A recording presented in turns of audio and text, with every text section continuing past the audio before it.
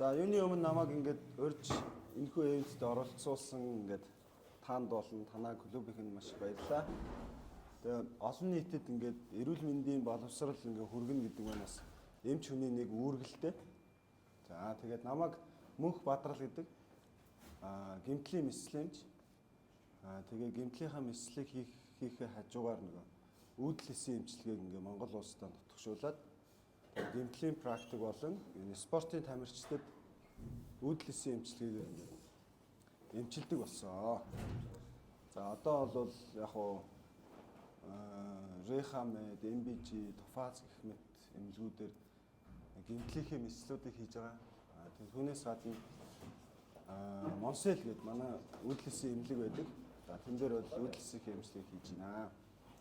За гүүхийн хувьд бол яг уу 10 жил орчим зүгээр сонирхчийн төвшөнд ингээд өөрөөрөө гүйж байна.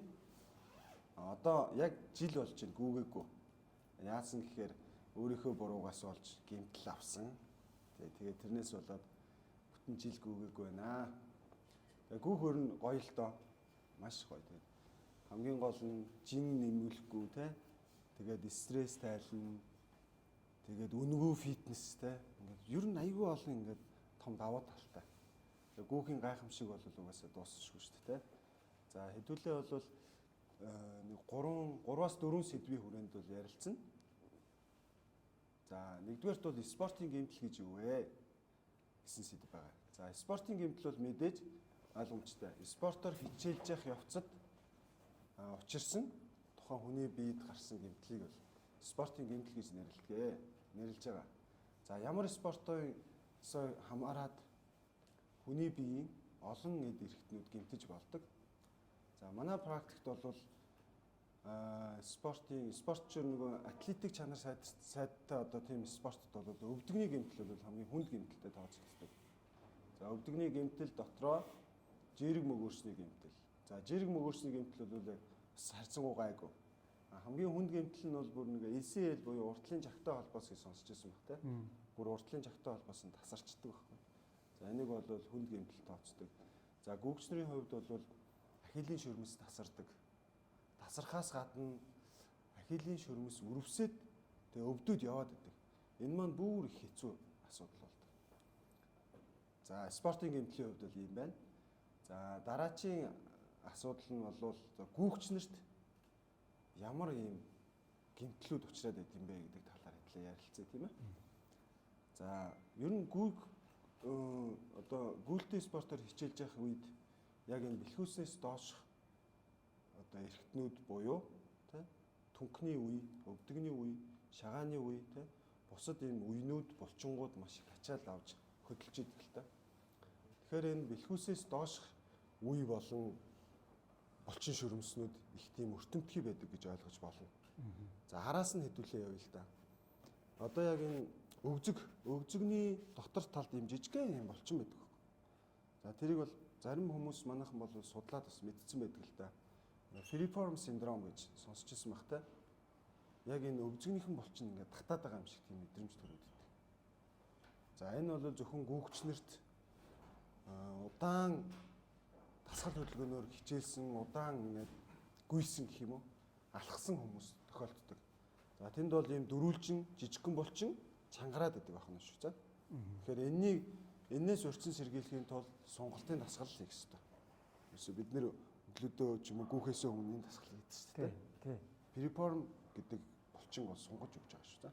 За энэ бол их тохиолдлоо. За доошлоод явъя. Мэдээж олон километр гүйж байгаа хүмүүст бол нөгөө хамстрын бүлэг булчин буюу гуйны арын бүлэг булчингийн уут ингээд задардаг. За энэ яаж одоо хэрхэн задарснаас хамаарат эмчилгээний одоо тактикууд нь өөр байдаг л да. Гүйгчнэр бол хөнгөн одоо гэмтэл авдаг. Зүгээр булчин одоо стрен болох ч юм уу баг зэрэг сундаг, эсвэл хальс нь баг зэрэг язардаг. Энэ тохиолдолд бол мэс заслын эмчилгээ хэрэглэгдэхгүй шүү дээ. Зүгээр эвийн эмчилгээ болон дэглэмээ барьж агаад хөдөлгөөн ачааллаа багасгаж агаад тэгээд одоо заавал имраадах хэрэгтэй шүү дээ. Имраа шинжилгээнд орж иж яг хэдэн сантиметр урагцсан, яг аль хэсэгтээ урагцсан.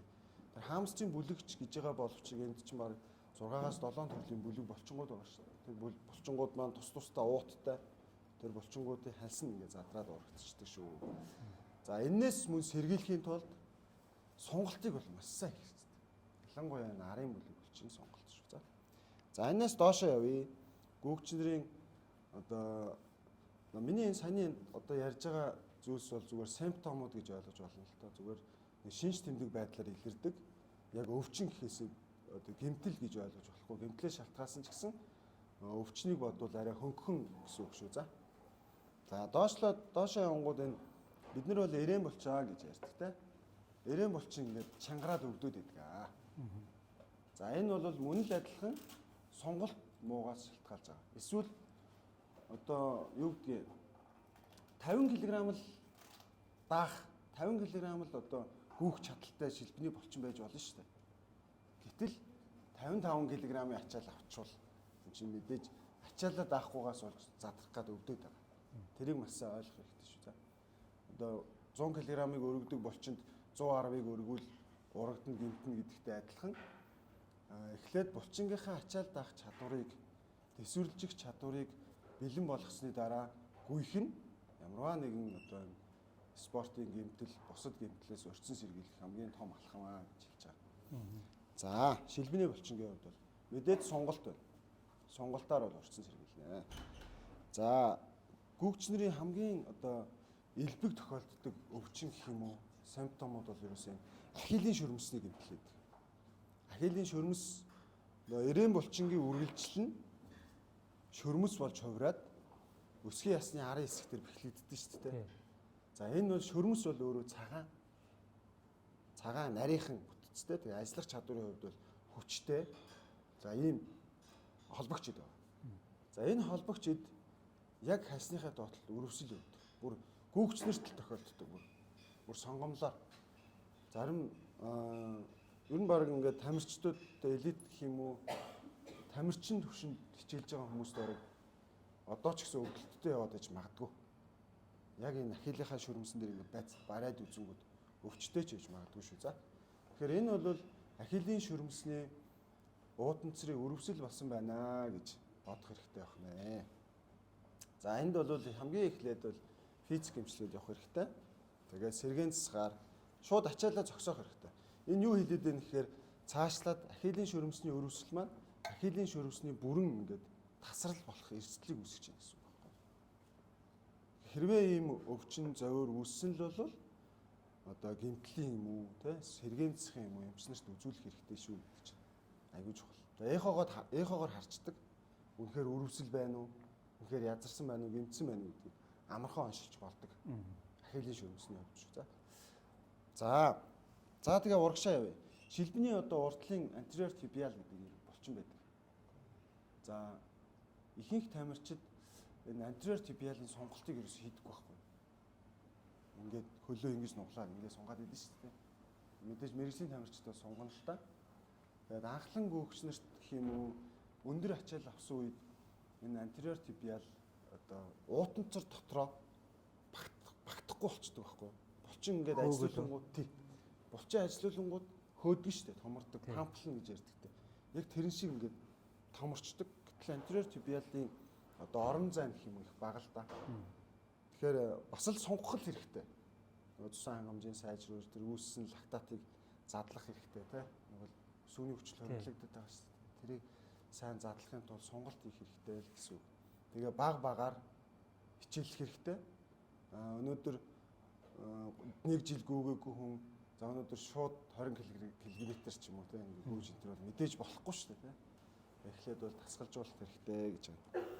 За бас нэг юм шилбэний уртлын өвдөлт байдаг байна шүү.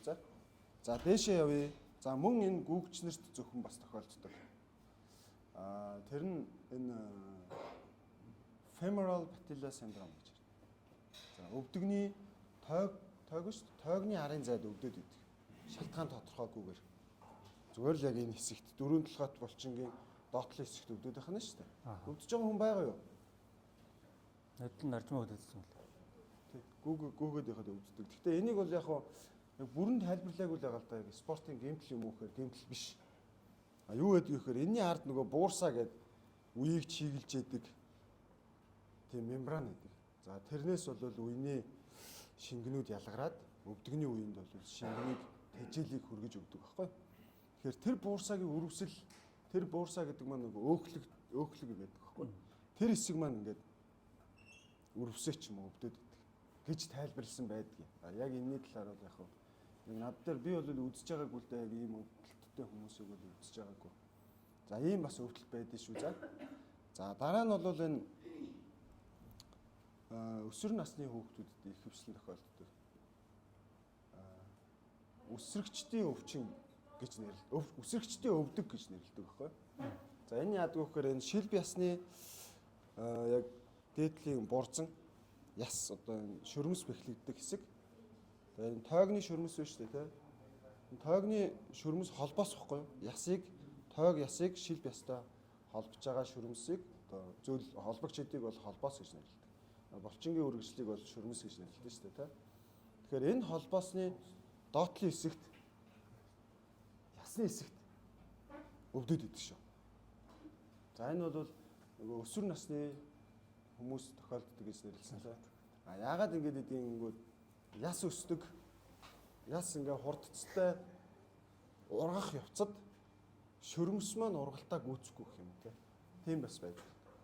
Эсвэл одоо хөл бөмбөгчд, сагсан бөмбөгчдөд илүү юм өсрэлттэй волейболчдод илүү их тохиолддог. Мөн одоо эрчимтэй ингээ гүйдэг уулын эрчимт гүйлтийн тамирчдад бас тохиолдож болдоо шүү. За энийг бол ерөөсөө физик эмчилгээгээр эмчилж чинь гэсэн үг. Энэ бол нөгөө ахилийн шөрмөсний өрөвсөлтэй адилхан шөрмөс өрөвсөж байна л гэж ойлгоорой. За шөрмөс юм сунамтгай байдлаа алдаад холбоос маань сунамтгай байдлаа алдаад сунахгүй болчихж байна л гэж ойлгоо. Шөрмөс холбоосоо сунах ёстой шүү дээ. Гэтэл шөрмөсний өрөвсөл болонгууд тэр шөрмөсмүүд маань сунхаа болон тэр эрзэнлэг байдлаа алддаг. Ийм учраас үйл ажиллагааны чадвар алдна. За үйл ажиллагааны чадвар алдсан учраас тасарч гэмтдэг байх юм шүү дээ. Нөгөө ахилийн шөрмөс маань. За ингээ аргашаа яваад дээшээ явсан те. За энэ түнхний үений урталд энэ сарториус гэдэг булчин байдаг шүү дээ те. Эдэндээ сайхан хүүхэн сарториус сайхантай гэж ярьдаг шүү дээ. Тэгээд ингээ маш олон жил хичээлсэн ингээ гүүгчнэрт бол гүйлтийн тамирчдад сарториус ингээ харагдчихэдэг байхгүй. Тэгэхээр энэ сарториус булчингийн дээдлийн шөрмсөн дээр чангараад өвдөд идэх шүү. Бас л сонголттой холбоотой. Яагаад тэгэхээр сарториус булчин маань өөрөө их маш нарийнхан хэрнээ хамгийн урт булчин байхгүй. Эндээс эхлээд ингэж бэхлэгддэг. Тэгэхээр яг энэ дашаан толгойн дээдлийн хэсэгт бэхлэгдсэн тэр хэсэг маань ийм бас л нөгөө anterior tibial гэдэг энэ булчинтай адилхан баригдмал байдалд байдаг.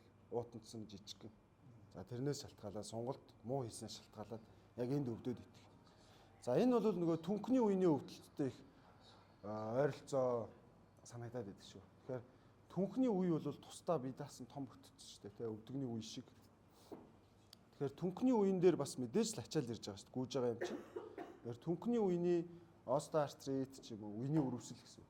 Өвдөгний үений өрөвсөл эднэрээс шал өөр шүү дээ. Яг ингээд хэвийн гүйж эхэлж байгаа тамирчнарт бол энгийн ийм симптомууд бол илэрч болдсон шүү.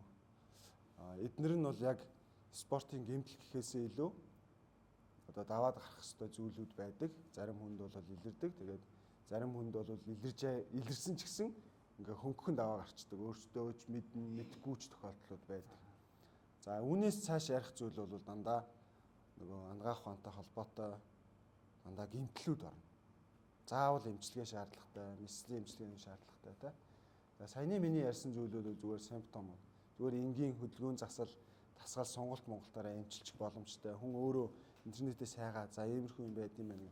Урьдчилан сэргийлэх боломжтой зүйлүүд байдаг шүү. За нөгөө ахилийн шөрмөс байна шүү дээ тий. Хэдээ энэ дээр яриа. Ахилийн шөрмөс бол яг гүүгчнэр гэхээсээ илүү нөгөө сагсан бөмбөгийн спорт, хөл бөмбөгийн спортын тамирчдад их тохиолддог л доо. Гэхдээ бид нар ч гэсэн тохиолдохыг үгүйсэхгүй шүү дээ, тий. За энэ үед бол бүрэн тасарч болно, хагас тасарч болдог. За хагас буюу одоо дутуу тасарсан тохиолдол их төвөгтэй. Буцаад ингээ ойчих ихээр, мисцлаар ойчих ихээр ойж болохгүй, тий. Амьдэрний орн бүрэн дасарчвал буцаагаад оёод тэгээд жилийн дотор тухайн 6-аас жилийн дотор байх нь 6 сараас жилийн дотор ингээд нөхөн сэргээх физик эмчилгээг нь хийгээд хэмээн байдалтай орноо. Ер нь бол хамгийн хүнд гэмтэлд тооцогддог шүү. Спортын гэмтлүүдийн хувьд. Тэгэхээр ахийлынхаа шүрмсийг маш сайн хамгаалж авах хэрэгтэй, хайрлаж авах хэрэгтэй, массажлж авах хэрэгтэй, сунгаж авах хэрэгтэй, хүчжүүлж авах хэрэгтэй. Өлмий дээр ингээд зогсоод тасгал хийдэг шүү дээ. Тэгээ ахилийн шүрмсэн дээр бол маш сайн түлхүү ажиллах хэрэгтэй шүү гэж хэлэх бай. За дараагийн хүнд гэмтэл бол мэдээж өвдөг байна.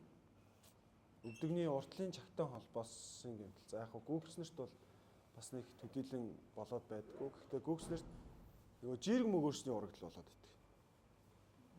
За энэ настай хамааралтай бас. Жирэг мөгөөрсгээ байдаг шүү дээ, тэ. Өвдгөнд ачааллыг багасгах ёстой. Тийм эрзээ шиг юм байдаг байхгүй. Түлх гэсэн үг л дээ машинаар ярил. Түлх ирсэн шиг. Түлх эрзээ шиг.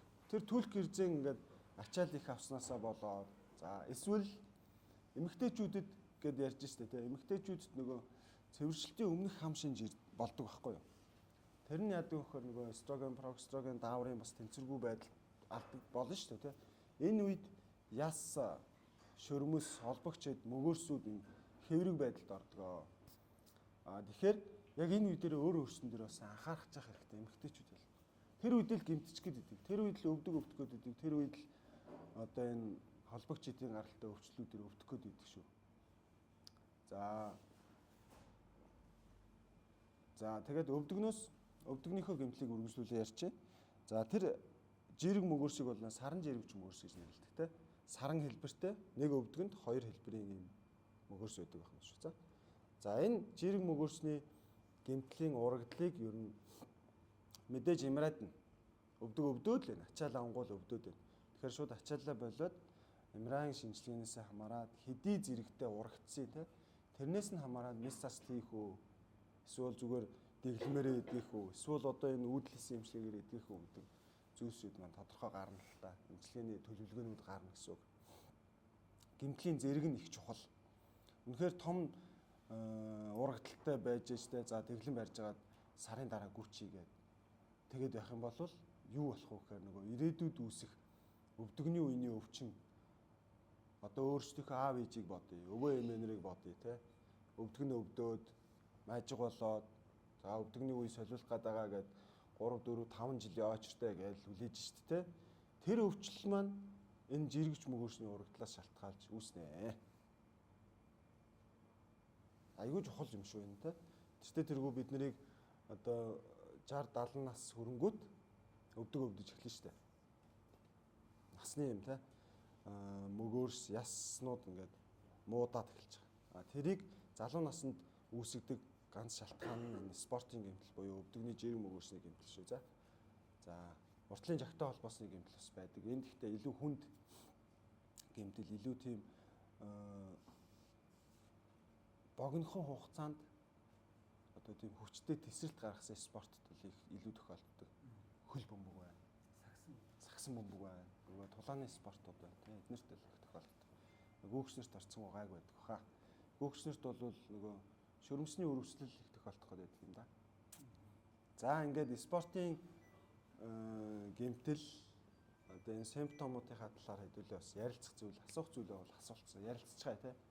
Дараагийнх нь ярих зүйл бол нөгөө спортын ийм гэмтлүүдийг яаж эмчлээд байгаа юм? Орчин үед нөгөө үүдлэсэн эмчилгээ гэж гараад одоо бас нэлээдгүй хугацаа өнгөрөөд эмчилгээнд ашиглаад байгаа шүү дээ. Тэрний талаар ярилцсан. Тэр одоо хэдүүлээ бол яг юу тохиолдоод байна, яагаад байна, ингээд байна, тэгээд байна гэсэн проблемуудыг яриа те. Нөө нэг би ихтэй нэрийг мартчихлаа сая. Нөө нэг шилбэний уртлын булчин гэдгсэн шүү дээ. Тэр надад нэг тохиолдсохгүй яг өнгөрсөн жилийн гүйж эхлээл 2 сар 3 сар болоод эхлэнгүүтэл нь яг энэний урд дуур ингээд юм базалж байгаа юм хөдөлтүүд гарч ирэл зүгээр алхаж малхангууд өвдөж. Тэр тэгэхээр саяны сонголттой бол холбоотой юм байна. Яг зөв.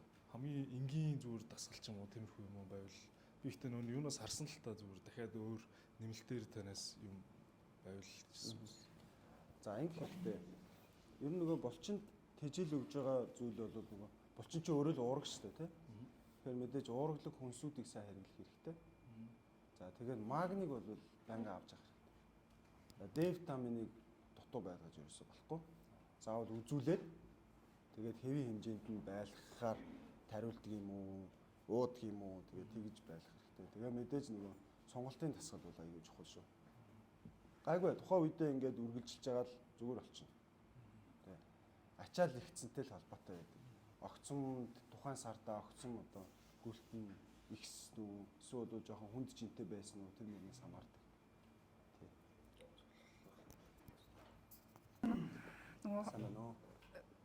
Нөгөө нэгд өдөр заалны бэлтгэл дээр яж агаад шагаа гэмтээгээд. Аха. Тэгээ одоо миний ингээ шагаа хишгэж явхад бол гайгүй. Гэхдээ ингээ эргүүлэх, шатнаас буух гэдэг ч юм уу ингээ шагааны доовор тэгээ эсрэг талтаа гарч ирж ингэж нэг юм тойрж өгдөг байгаа байхгүй юу? Аха. Энэ одоо яг юуны гэмтэл вэ? Одоо бол зүгээр явж байгаа юм байна шүү дээ. Зүгээр явж байгаа. Шатнаас буух, тэгээд ингээ эргүүлэх гэх юм уу зөвхөн нэг талын шагаа тэгж өгдөг байгаа. Шагаан ингээ булгарал гэж ярьдэн шүү бид нэр бол тэ. Тэгээ шагаан ингээ хазгаа гიშгэнэ гэж ярьдаг да. Тэгсэн үү тэ? Хазгаа гიშгсэн үү? Яасан? Үгүй ердөөсөө хазгаа гიშгэх юм болоо зүгээр бэлтгэл хийгээл тэгээд тасгал хийгээл тэгэл дуусаал Өвдсөн юм тийм дуусаал өвдсөн. За тэгвэл юу яах хэрэгтэй юм бэ? Онцлуулах хэрэгтэй юм. Гэтэ ер нь яг хаа шагаан булгарал энэ асуултан дээр нь шагаан булгарал гэдээ бас нэг юм ярих хэрэгтэй шүү дээ. Нөгөө шагаагаа хүмүүс хазгаа гიშгчдэг л дээ. Энээс хамаарад шагаан доторх үений бүтцүүд гэмтээд давхар холбоосууд гэмтчихчихэд дотор болон гадна талын холбоосууд. Энэ холбоосын гэмтлийн үед ерөөсөө бид нэр ер нь ямар ч гэмтлийн үед бид нэр нөгөө rice system гэж сонсч ирсэн баг те. Rice system-ийг баримталдаг шүү заяа. Ингээд ерөөсөө rest буюу амарна, I буюу мөс тавина. Тэгээд S буюу хөлөө сойно. Тэгээд E буюу одоо нөгөө зөөлөн уян бинтээр боочдөг, хавдуулахгүй тулд. Яг энэ системийг баримтлаад нэг 7-аас 14 хоног байхгүй. Тэнгүүд одоо шагаан булгарал ч юм уу ямар нэгэн булчингийн гэмтлүүд ч байж болно, өвдөгний гэмтлүүд ч байж болно. Хамгийн эхний 14 хоногийн хугацаанд бол барих зүйл маань бол энэ шүү. Ямар ч гэмтэл авсан байсан. Өвдөг, түнх, нуруу, шагаа те булчин ахилж байсан. Ер нь тэгдэг. Түүний дараанаас онцлогоо эмчилгээнүүд нь ингээ шийдэгдэж явдаг. Тэгэхээр энэ хувьд бол эхлээд ямар ч нэг 14 хоног ачаал өгöd хэрэггүй байх гэж би хувьдаа бодож байна. Энэ хугацаанд онцлуулаад за MRI юм уу, рентген зураг юм уу тэрнээрээ онцлуулаад үнэхээр яг уянхаагаар харж болно л доо. Тэгээ онцлуулчих хэрэгтэй. Тэгэхгүй яг за тийм болсон юм байна, тэрл гэмтсэн бах та гэх бас үндэслэл байхгүй л дээ. Олон зүйлс байгаа шүү дээ. Тий. Тэгэхээр яг ингээд хазгаа гიშгээгүй гэж байна. Гიშгээгүй ээжэж өвдсөн бол үеийн доторх бас гэмтэл байх магадaltaй тий. Үеийн дотор бол нөгөө гиал мөгөөрс ясны гадуур байдаг гиалин гэдэг мөгөөрс байдаг шүү дээ. Тэр гиал мөгөөрс гэмтвэл жоохон хүнд гэмтэлтэй бас орох гээд байдаг. Тэр гиал мөгөөрсний илэгдэл чинь нөгөө настай хүмүүсийн өвчин үүсгдэг, үений өвчин үүсэж байна л гэсэн үг шүү дээ. Тэгэхээр тийм гэмтэл бас болсон байх магадaltaй гэдэг. Олон таамаглалууд байна л та. Тэгээ алийг нь аль нь юм болоо гэдгийг нарийн шинжилгээгээр Хоёр дахь асуулт нь. За. Яг гүүгч нартай аяг тохиолддог гэж магадгүй. Гэхдээ ер нь хөлийн хүмсний гэмтэл яадаг штэ. Хүмүүс бол том хөтөл хүмс гэдэг юм лээ. Гэхдээ нэгэнт ингээ гэмтсэн хүмсний гэмтэл яадаг штэ тий. Тэрийг ер нь хамгийн богино хугацаанд ингээд эдгэх арга ер нь юу байдаг вэ? За. Хумс угаасаа нөгөө шийддэг штэ тий. За энэ бол өөрөө мэсцлийн өвчнөд ордог хөө. Тэгэхээр хумсыг бүрэн авах болон хумсыг ингээд таллаж авах мэсээс л талхаа гэсэн. Тэр нь л одоо хамгийн хурдан гэдэг боломж нь. Тэгэхгүй болохоор нөгөө хумс шигдэж ороод тэр зөөлөн эдээ гэмтээгээд идэг. Одоо арьс булчин арьсны тийм хамгаалах давхрыг гэмтээгээд байна шүү дээ. Хумс маань. Тэнгүүд тэр хамгаалах давхрыг гэмтснээс шалтгаалаад тийшээ нян эсвэл вирусын халдвар ороод тэр халдвар орж ийн гэдэг чинь өвчин зовирыг маш их үүсгэж ийн гэсэн үг л дээ. Тэгэхээр яг тэр үүсгээд байгаа хүчин зүйл чинь нөгөө хумс чинь дотор тал руугаа шигдэж ургаад байна гэсэн үг. Тэгэхээр тэрийг яг гүйлтүүд байдаг шүү дээ тий тэмцээний үеэр нэгэн тэнгиж гэмцэн тохиолдолд бол зогсоох ёстой юу эсвэл бол одоо бүр ингээ гүнзгий ингээ гэмтчихээс өмнө яг ёстой юу эсвэл бол тийм тухайн хугацаанд моменттай авдаг тийм арга хэмжээ гэж байдаг уу одоо ямар ч гэмтлийн үед гэх юм уу тэр чинь нөгөө одоо нэгсэндээ одоо жишээ нь 4 хоногаар үргэлжилдэг тэмцээн байлаа гэхэд 2 дахь өдөр дээр гэмтлээ гэж бодоход дуусгаж чадахгүй нэ шүү дээ. Тэгтэл яг нөгөө олон жилийн өмнөөс ч юм уу 2 жилийн өмнөөс бэлдсэн хүний хувьд нөгөө тэмцээнээ дуусгах гэдэг аюу тийм харамсалтай. Тэгээд гол нь яг тэр тэмцээний үеэр ингээд авсан юг гэмтлээг ер нь ямар аргаар хэмжих хэрэгтэй вэ? За нөгөө хит олон гүйгчнэрт ер нь бас нөгөө элбэг тохиолддог нөгөө хөлийн цэврүү, хурууны хумсны гэмтлүүд байдаг шүү дээ, тийм. Энэ бүгдэнд нь л тохиолддог байх л та. За тэгэхээр гүйгчнэр бол угаасаа энийг даваал гардаг. Нэг тийм юмнаас болоод болчих гэхгүй шүү дээ, тийм. Тэгэхээр хамгийн түрүүнд бол халдваргүйжүүлэх хэрэгтэй.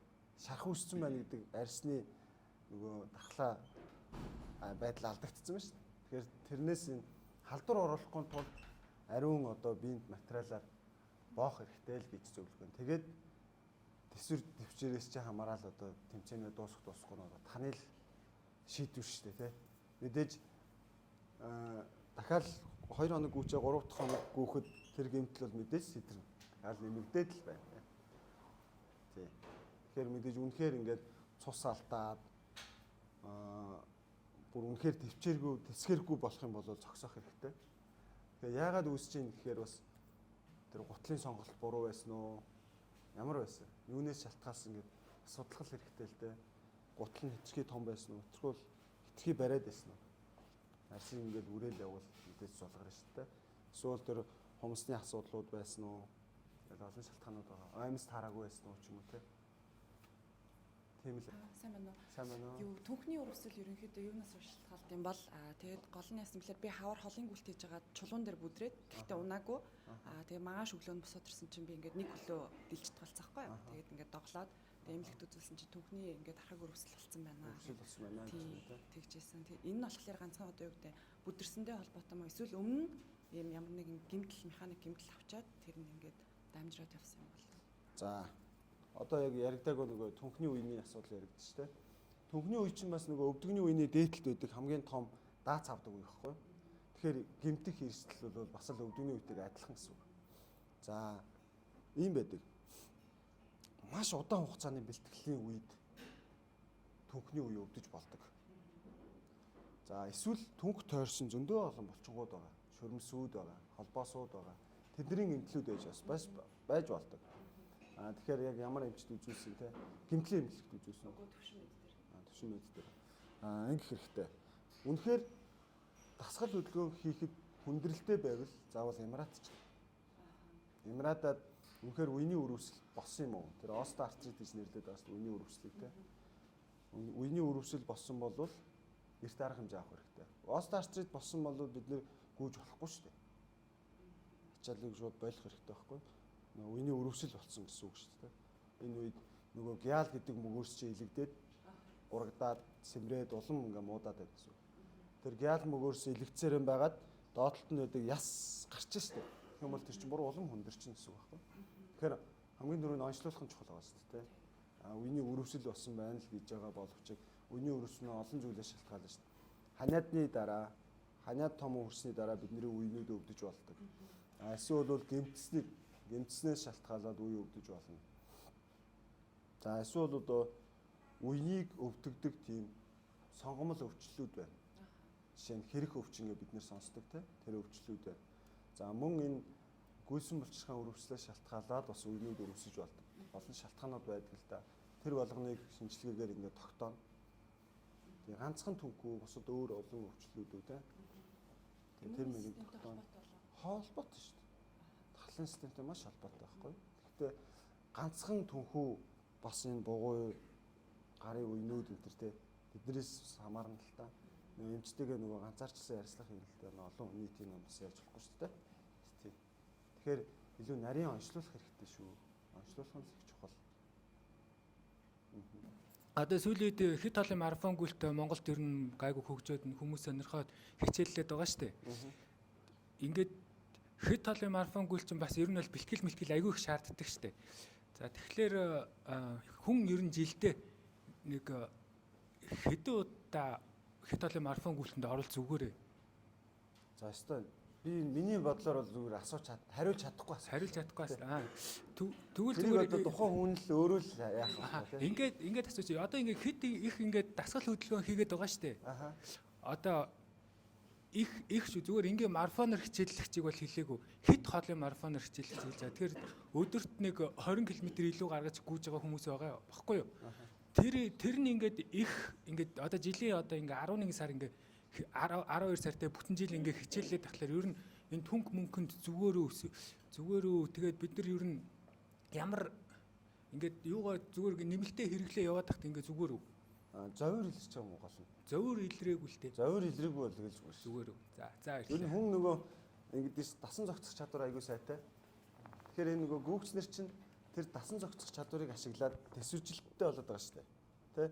Ингэснээрээ бид нэр одоо миний саяны ярьсан энэ остеоартрит, үений өвчин амар сайн сэргийлж чадчих байгаа байхгүй. Тэ ачааллаа даагаад зовир илрээгүй бол бэлтгэлцэл чинь болцсон, төсвөр хатуужил чинь болцсон. Тэр бие физиологчин дээр дийлээд ирэл гэсэн үг шүү дээ. Тэгэхээр одоо бэлтгэлээ хийх л зүгээр ах та. Тий. За одоо нурууны мэдрэл дарагдсан. Одоо нөгөө мэдрэлийн сүнс дарагдаад доошо гуй бадарч өгдөн шүү дээ. Энэ дээр ер нь яг ямар эмчилгээ, ямар одоо дасгал хөдөлгөөн хийвлэх зүгээр байх вэ? Нурууны суултны талаар ярьж ах шиг байна те. За. Нурууны суулт ер нь ингээд спортоор хичээж байгаа хүмүүс бол энэ нурууны өвчлөл уг нь амар бага байдгийг. Гэтэ сая болдоо яагаад гэсэн юм асуу те. Бас тохиолддог гэж болно л доо. Хүнд зүйл өргөсөн гэмтэл те. Одоо эсвэл өмнө нь хүнд жинтэй байсан шалтгаалаад нурууны нөгөө дискнүүд үүдэж шүү. Тэр диск чи өөрөө бас мөгөөрчлөлтөө. Мөгөөршин дотор ийм болгэ гэдэг нэг шингэн байдаг. Тэр шингэн нь бас л нөгөө амаржины үүрэгтэй. Тэнгүү тэр гадуур нь байдаг энэ мөгөөрс маань шиллэг мөгөөрс үүдэг. Тэр шиллэг мөгөөрс ингээ гэмтдэг байхгүй. Тэнгүүд ийм байх ёстой шөрмөс маань ингээ гэмтчих чинь дотор талд нь байдаг тэр зөөлхөн юм бол ингээд урваад гараад ирнэ. Тэгээд энэний хажуугаар явж байгаа нөгөө мэдрэлийн судсуудыг шууд дарчдаг. За хэрвээ мэдрэлийн судас дарсан бол гүйж болохгүй. Нэг ачаал аваад гэж болохгүй. Тэрийг эмчлэх хэрэгтэй. Тэгээд энэ мэдрэлийн судас маань энэ мэдрэлийн сүлхийсэн сүлхийлт маань те мэдрэлийн хэдэн хэсгийг дарсан. Зөвхөн энэ ханыг ингээд зочроод байгаа юм уу? 50% дарсан юм уу? Бүр дараад мэдрэлгүй болгоцсон юм уу гэдгээ бас онцлуулах хэрэгтэй байхгүй. Бүр дараад мэдрэлгүй болсон бол мис заслаар авна шүү дээ, тэ. Зөв дөнгөж ийм байгаа бол дасгал хөдөлгөөн хийн. Бүр дөнгөж ингээд зүгээр шүргээгүй, тэ. Ингээ хандаа ингээд ойртой зарим үедээ ингээд энэ төр байх юм бол энэ шиллэг мөгөөрс юм байгаа шүү дээ. Энд нь нөгөө үүдлээс ичдэг. PRP ичдэг. Эсвэл одоо булчин суулгах ямар нэгэн блокад эми эмчилгээнүүдийг ингээ хийчдэг. Тэгээд дараа нь дасгал хий. Нуруу ч одоо юм байгаа шүү дээ. Дасгал хийгээд одоо ингээд ч юм уу арга шангаа ингээ хөдлөх үед нуруу одоо тэр диск маань хөдлөн ингэнэ гэсэн үг шүү дээ. Нийлнэ. Эсвэл бол бүр ингээ сунгана. Сунгах үед нөгөө цүлхийсэн байгаа диск маань буцаад орно. Ингэжээж нөгөө сэргээнсэх эмчилгээгээр сүлхийсэн дискийг буцааж оруулдаг байхгүй. Тэгээ хэсэг газарт нь нөхөн төлжүүлэх юм уу тарлах юм. Эсвэл одоо сүүлийн нурууны мэслийн эмчнэр бол яг энэ хэсгийг шууд бөглөж чинь л доо гэл хэлбэрээр дурангаар оруулаад тк шууд бөглөж чинь тийм. Эмчилгээний чадварууд бас сайжраад байгаа л та. Тэг хэрэгтэй. Хэрвээ тийм болсон бол бас онцлуулна шүү. Аюултай тий. Баг зэргийн өвдөлттэй тэгээ халахаараа гайг болчихж байгаа байхгүй нөө намар нэг ууланд гүйж агаад өвдсөн. Тэрнээс хойш хэсэг амарсан, буцаад зөөлөнгө өвдөлт хийж эхэлсэн баггүй. Одоо ер нь л нэг тиймэрхүү байдлаа. Тэгээд нилээ нэг мэдрэг л болцсон юм шиг санагдав. За, өвдөг ачаал авах үед өвдөж ийн гэдэг бол үений өрөвсөл болж ийн гэж ойлгож болно шүү. Үений өрөвсөл гэдэг маань нөгөө мөгөөрс маань илэгдээд байна гэж ойлгож болно. Хүнд одоо энэ яс байна шүү дээ, энэ ширээ бол яс шүү. Энэ ном бол мөгөөрс. Тэгээ энэ мөгөөрс бол нэг 2 см зузаан байна те. Гэтэл магадгүй таних хэдэн сантиметр 1.5 см ч юм уу ингэ өнгөрцөн байж болно. Энийг л нөгөө остеоартрит гэж нэрлэдэг байгаа шүү дээ. Яг хоо ямраад таарж болно ингээд уг нь ярилцлагаар энэ төр бол тодорхой болгочдөг л доо. Тэгдэг. Тэгэхээр тэр жирэг мөгөө гял мөгөөс гэх тусдаа мөгөөс байгаа шүү дээ. Тэр мөгөөс ингээд нэмгэрж яхахыг хэлж болно. Үений өрөвслүүд бас босон байж болно. Тэгтээ тэргүүл ингээд нас бол угаасаа л нэмэгдэх ёстой шүү дээ бидний. Жил ирэх тусмал нас нэмэгдэнэ. Нас нэмэгдэхин хэрээр л бидний энэ яс холбогч хэдүүд зөөлрөн муудна. Муудж байгаагаа хэрээр ачааллыг яг өөрөө өөртөө тохируулчлах хэрэгтэй шүү дээ. Мэдээж 20 настай юм шиг 50 настай байж 20 настай юм шиг бас анхтар ачаал аваад байж болохгүй. 20 настайгийн өвдөгтэй байна гэж байхгүй шүү дээ, тэ. Тэгтэл гүүхээ болж болохгүй. Мэдээж 1.5 см гял мөгөөс байвал тэрийг гүүжээж, алхажээж тэрийг аварч үлдчихэж байгаа байхгүй. Зогсчвол бүр байхгүй болчих шүү дээ. Хатуулагч чанар байхгүй болчихно. Магадгүй нөгөө эрсдэлтэй насан дээр явж иж болно. Дааврын тэнцвэргүй байдлын алдагдлууд, эсвэл нөгөө эрдэс дэгийн алдагдлууд, кальцийн алдагдлууд ч юм уу те байж болно шүү. Бас нарийн шинжилгээний хэрэгтэй л дээ. Тэрийг бас уух хэрэгтэй шүү дээ. Одоо энийг яаж урьдчилан сэргийлэх вэ? Одоо ямар нэмэлтүүд юмуд уух вэ те? Саяны өвчнийг те. За энэ остеоартрит гэдэг бол одоо дэлхийн нийтээрээ энэ өвчний өмнө өвдөг сөхөрж байгаа. Ялангуяа манай энэ ортопедик салбарын хувьд бол яаж чадахгүй байна гэдэг дээр бол тулцсан байгаа шүү дээ. Энэ яадаг вэхээр 45 настай эмэгтэй хүмүүсийн бараг 80 орчим хувьд нь остеоартритын шинж тэмдэг эрентгийн зургаар илэрсэн байдаг. Тэгэхээр 45 настай эмэгтэй хүмүүс би юу илээ өвдөг маань өвдөж байгаа илүү гэж сайн бодоод үзээрэй. Магадгүй өвдөж болно. 60 настай эсвэл хүнд жимтэй, жин ихтэй байсан, эсвэл хүнд хүчээр ажил хийдэг байсан тийм 50 настай эрэгтэй хүн. За эсвэл зүгээр зөнгөөрөө ингээд насалж байгаа 60 настай эрэгтэй хүмүүст мөн адилхан ийм завирууд илэрдэг. Тэгэхээр эмэгтэй хүмүүс илүү залуу өвдөх гээд байгаа. За ерөөсөө энэ дэлхийн ингээд судлаад гаргачихсан шүү. За энэ судалгаагаар бүр батлагдсан. Тэгэхээр 45 60 наснаас эхлээд энэ остеоартрит өвчин ер нь үүсгээд байдгаа гэж ойлгож байна. Остеоартрит гэдэг бол нөгөө энэ шүү дээ. Гял мөгөөс маань нингрээд байна. Ясны гадаргууг ингээ хамгаалж явах хэвээр тэр гял гэдэг мөгөөс нингрээд идэв шүү. За энийг хэлдэг. За энэ өвчний стандарт эмчилгээ гэж байдаг байхгүй? Стандарт эмчилгээ нь яадаг вэ? 4 зэрэгтэй байдаг. 1 2 3 4. Нэгдүгээр зэргийн үед бид нэр өвчин хамдаах юм уудаг. Тэгээд жингээ хасдаг. Өөх юмуд ордог. Энэ өвчин хамдаах юмуудыг нэг бүлэг нь инсайд гэж нэрлэдэг л дээ. Энэ инсайд бол бас ингээ олон сар жил уух болчлоо шүү дээ. Одоо энэ остеоартриттэй хүн бол ингээ олон удаа уугаад байнгут эсэргээрээ энэ мөгөөрсийн маань нөхөн төлжилтөнд сөргөөр нөлөөлж ийн гэдэг бас судалгаа гарчихсан. Тэгэхээр өвчин хамдаах юмыг аль болох 3 сараас дээш энэ төр бол хэрэгж болохгүй л дээ. За эхний хоёр дээр нэг гिचлээ. За 3 дугаар зэрэг бол бүр нэг бүтцийн алдагдлалд ороод хазгаа болчдөг гэсэн үг. Майжиг болж ийн гэсэн үг те. Нөгөө голд нь байгаа жирэг мөгөөрс маань аль нэг тал руугаа урваад гарчиж ийн гэсэн үг. Урваад гарчиж байгаа учраас энэ грацийн алдагдлууд болж ийн. Тэр үед ачаал их өксөх тусам өвдөг улам муудна гэсэн. За энэ 3 дугаар зэрэгээс ахуулаад мэс засал руугаа ордог. Дурангийн мэс засал байна. Хай тибиал буюу өнцгийн засдаг. Ийм майжиг болсон хүний хөлийг ингээд засаад гიშилчихнэ гэсэн үг.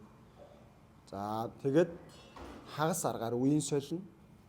Дотор талынхан булуугийн сольчдөг. За бүр болохгүй бол бүтэн аргаар ингээд сольдог. Тэгэхээр энэ үе солих мэс засал бол мэдээж 65-аас дээш наснд хийгдэх ёстой гэж заагдсан байдаг те.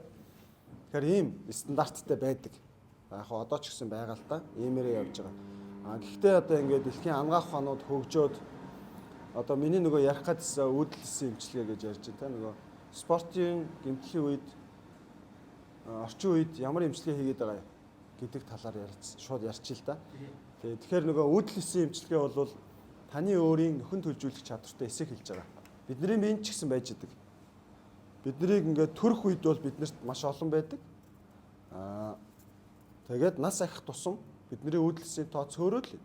Цөөрөөд одоо магадгүй 100 настай боллоо гэхэд үүдэлс маань нэг хэн ширхэг ч юм уу хоёр хэн ширхэг байна л гэж ойлгох хэрэгтэй. Тэгэхээр одоо бид нэр залуу байх тусмаа л үүдэлс ихтэй байна гэж ойлгох шүү. За Тэгэхээр тэр үүдэлсийг авдаг байхгүй юу? Таны өөхнөөс чинь, таны ясны чүмгнөөс чинь аваад ягаад энэ хоёр гэхээр энэ хоёрт байгаа үүдэлс нь илүү потенциал сайтай. Өөр эрхтний эс болж хувирах чадвар сайтай байдаг. Тэгэхээр тэр эсийг авангуудаа энэ өвдөгний үе рүү тарчдаг.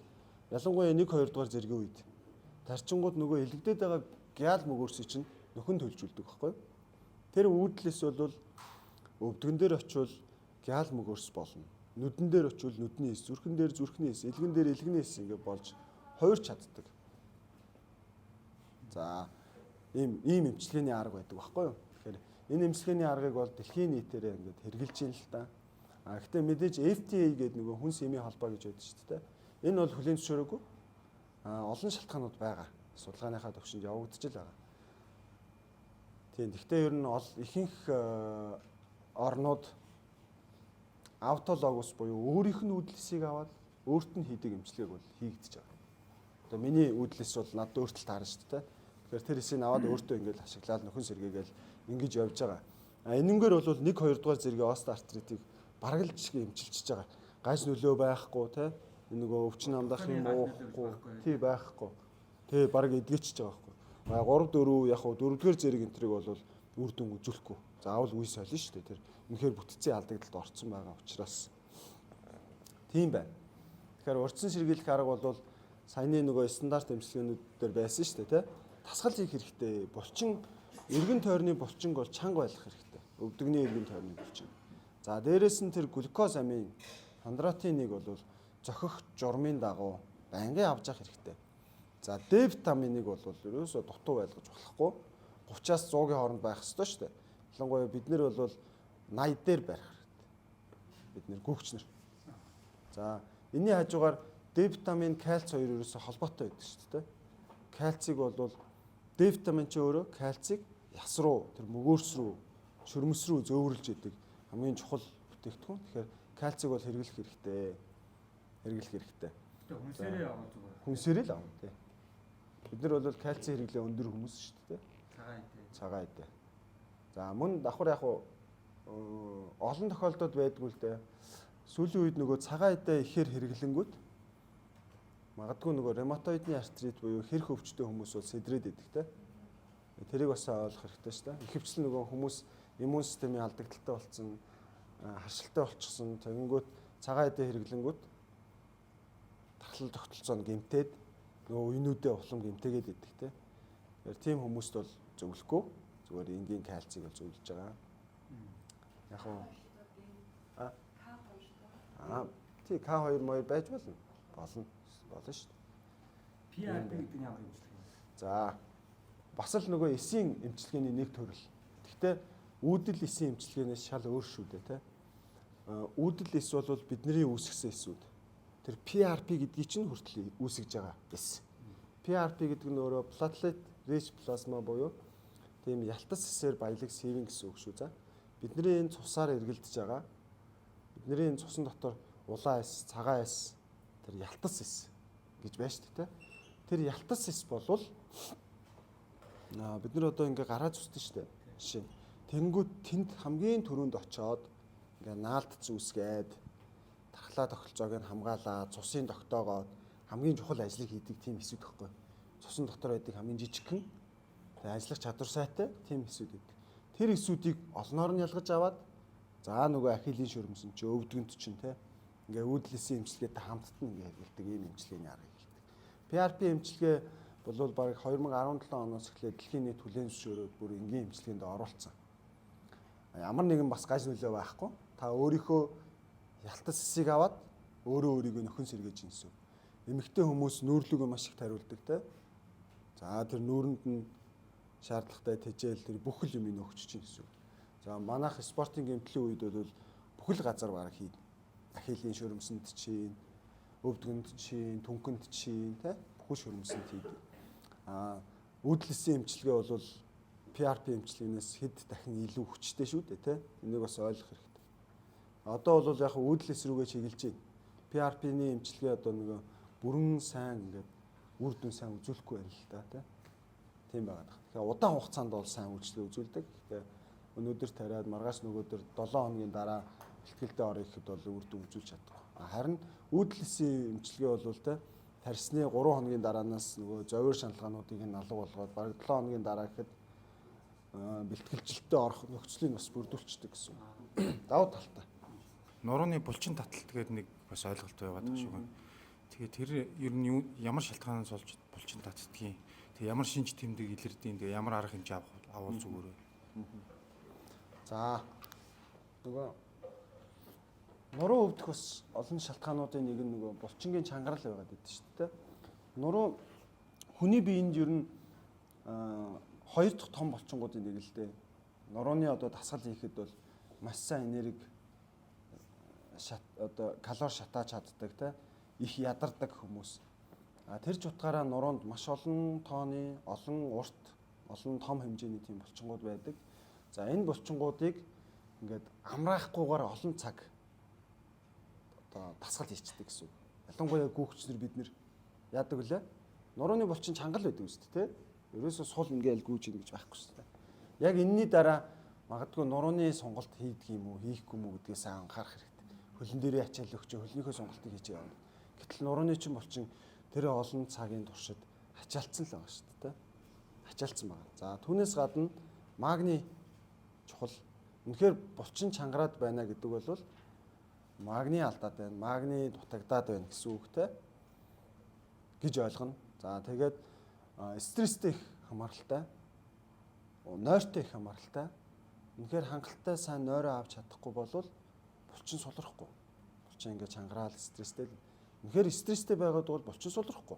Хэдийн 1000 сонголтын дасгал хийсэн ч гэсэн ялгаа байхгүй те. Стрессгүй тайван амарсан ч гэсэн нөгөө магнийн дутуу байвал бас л булчин сулрахгүй. Магниас гадна зөндөө юм байгаа л та. Б-гийн төрлийн витаминууд ч байна те. Тийм зүйлсүүд байгаа. Сайн амрах хэрэгтэй, унтах хэрэгтэй. Ялангуяа нуруунд дээр бол тийм сайн унтах хэрэгтэй. Сайн сонголт хийх хэрэгтэй. Стрессгүй байх хэрэгтэй. Нурууны булчин бас ажиллаж явах хэрэгтэй. 72 цагтаа нэг удаа те. Нурууны булчин бүр сулаас шалтгаалаад нуруус өвддөг шүү дээ. Нурууны тасгал хийгээгүйгээс шалтгаалаад нуруу өвдсөн хүмүүс зөндөө байдаг. Нурууных нь булчин нь биеэ дийлэхгүй гэсэн үг байхгүй. Тэгэхээр нурууныхаа булчин өөрийнхөө биеийг дийлэхүйц хэмжээнд тасгал хийх хэрэгтэй. Тэгээ нуруун дээр зөвхөн булчин чангарлаас болоод нуруу өвддөг гэсэн тийм юм байхгүй л те. Олон шалтгаанууд байгаа. Тий. Хүнд юм өргөж байгаа нуруу нөгөө хавчуулагдана гэж ярьдс те хүмүүс. Тэгээ яг хавчуулагдаач байгаа юм байхгүй л те. Адилхан л нөгөө хамстрын бүлэг булчин яаж задарсан яг тэрнтэй адилхан нурууны булчингууд задарч язарч гэмтчихэл байгаа асуудал байхгүй. Тэгэл тэр маань нэг 21 хоногтой нуруунд юм орцсон ингээл яваад идэх те. Тэр нөгөө өөр аянд ингээ идгээд зүгээр болчтой. Тийм байна. Одоо энэ марафончд их тохиолдсон л доо энэ тавхаанаас одоо нөө их өвддөг тавхааныг сатгаад нэг шиж болохгүй бэлтгэл хийж болдгоо. Тэрэн дээр яг ямар эмчилгээ юунаас болж бэрцсэн ба? Тэрийг нэр ярих мартцсан биш үү? Сая ярих байсан. За. Хөлийн ингээд тавхаа бол яг гартаа адилхан шүү дээ, тэ. Өсгий яс байна. Тэгээ ингээд хөлийн хуруунуудыг ингээд нугалдаг шөрмөснүүд байдаг, тэ. Энэ шөрмөснүүд ингээд 5 шөрмөс, 6 шөрмөс явж хагаад өсгий ясан дээр ингээд бэхлэгддэг байхгүй.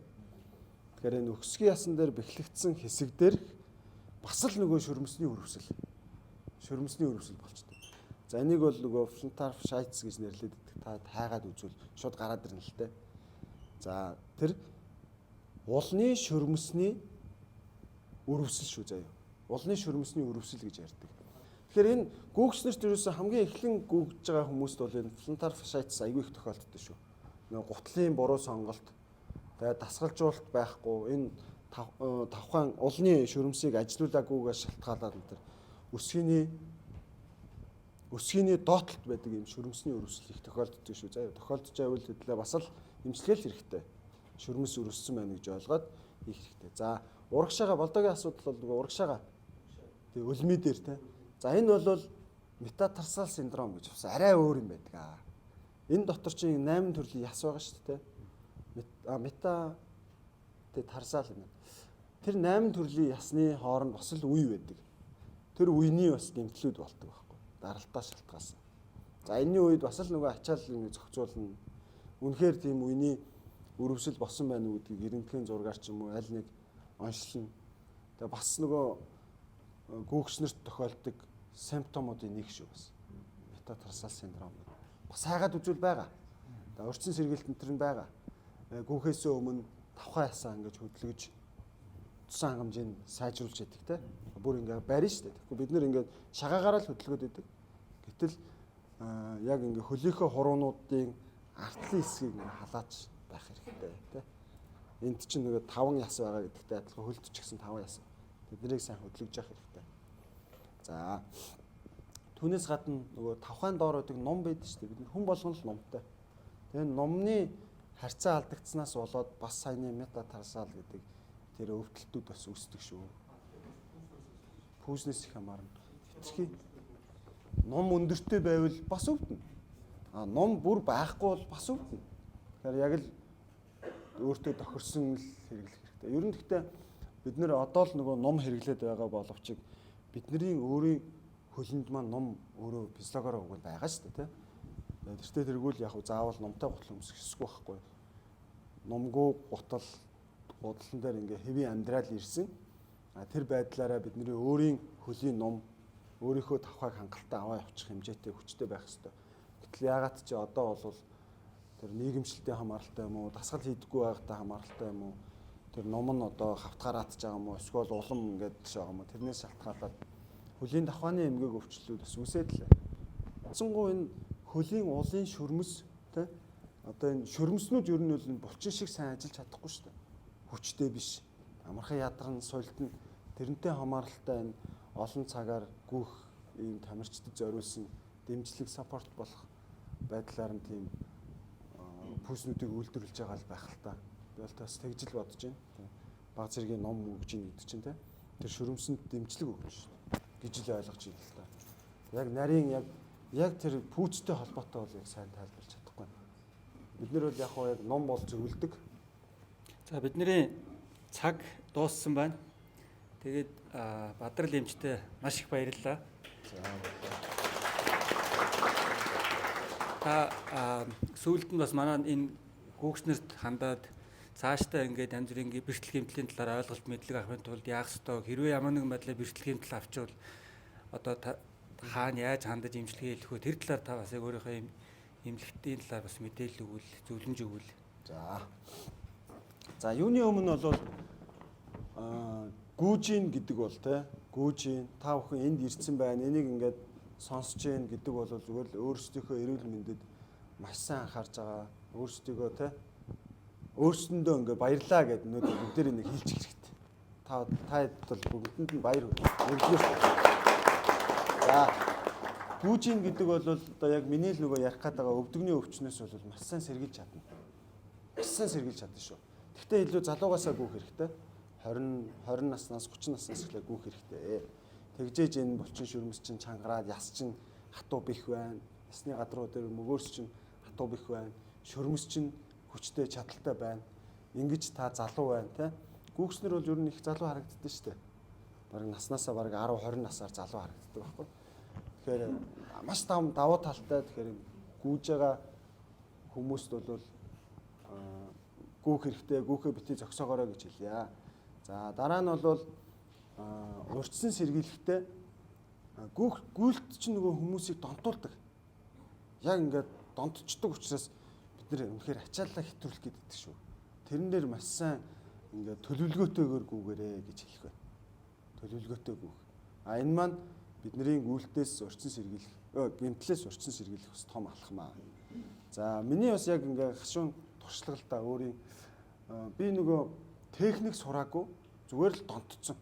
Ямар ч техникгүй гүйсээр ягаад донтоод одоо ямар нэг үе, түнхний үе, өвдөгний үеүүд төрөөс өвдөж лээсэн л та. Тэгэхээр хамгийн чухал бол анхлан гүйж байгаа хүмүүст бол техник аяг чухал. Гүйхээсээ илүү эхлээд 1 сар зүгээр л тэр техникээ сурах хэрэгтэй. Тэр дасгалуудаа хийх хэрэгтэй. Тэр яг яаж гүйх ёстой, тэр үлмийн хаялт юм уу, тэр үсэлтийн дасгалууд юм уу, тэд нэр аягүй чухал гэж хэлэх байна. Тэднийг үнэхээр сайн сурсан тохиолдолд бол энэ саяны миний хэлсэн спортын гэмтлүүд гүүгч нарын үед үүсдэг юм гэмтлүүд бол та бүхэнд үүсэхгүй гэдгийг бол хэлэх байна. За хэрвээ спортоор хичээлж байгаад хүнд гэмтэлтэй ингээд одоо ямар нэгэн байдлаар унаж барих тийм гэмтэл авах юм бол мэдээж гэмтлийнхээ эмнэлэгт бол яаралтай хандах хэрэгтэй. Үнэхээр ийм яаралтай биш те спортын карьерт нөлөөлөх яг үнэхээр спортын гэмтлийн тусламж үйлчлэгээ шаардлагатай бол манай Монсел эмнэлэг бол бүрэн нээлттэй. Монсел буюу Монгол эс гэсэн утгатай. Тэгээд үүдэл эсийн эмнэлэг гэдэг кириллээр бичсэн ийм пэйж байгаа. Та бүхэн бас дагаараа. Энэ дээр бас үүдэл эсийн талаар энэ тамирчдын спортын гэмтлийг яаж энэ үүдэл эсээр эмчлээд байгаа талаар бас тодорхой мэдээллүүдийг оруулсан байгаа. За зөвхөн энэ тамирчдын гэмтэл гэхгүй настай хүмүүс тохиолдоод байгаа саяны миний ярьсан те остеоартритийн үед тэр гял мөгөөрсний чинь ургуулах зорилгоор бас л үүдэлсэн эмчилгээ хийж байгаа те. За мөн нөгөө жиргэвч мөгөөрсний урагдлыг хурдан хугацаанд нөхөн сэргээх зорилгоор бас үүдэлсэн эмчилгээ хийж байна. Ахилийн шүрмсний гэмтлийн үед бас л үүдэлсэн эмчилгээ хийж байна те. Ингээд шинжилгээ ухаан бол сайхан хөгжиж байгаа. Энтэй зэрэгцээд спортын нөгөө амжилт гарах чадвар нь хүртэл сайжраад байгаа шүү дээ. Тийм. Тэгээд тийм байна да. За маш их баярлалаа. Маш их баярлалаа. Удахгүй бас гүйж эхлэнэ гэдэгтээ гэж бодоод байна. За ингээд манай Mongolian Elite Runners клубээс урилгыг хүлээж авсан танд талархал илэрхийлээд гүйлтийн спортоо хурдан эргэн ирэх болтгоо гэдэг номоо бэлгэлье. За баярлалаа. Номын цагаан боёнд дэлгэрэх болтгоо. Маш их баярлалаа.